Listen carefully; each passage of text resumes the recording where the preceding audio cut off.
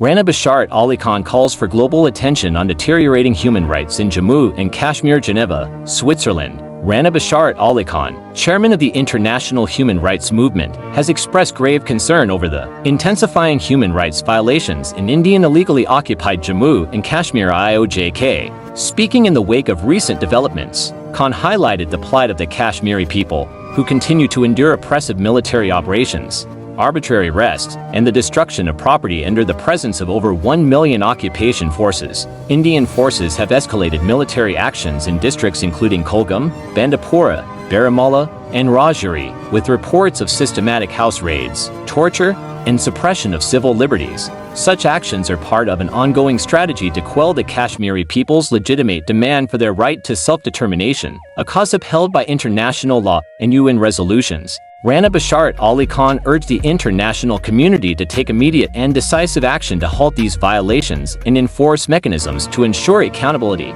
The atrocities committed against the people of Jammu and Kashmir are a stain on global conscience. We must unite to bring justice to a region that has been engulfed in suffering for decades.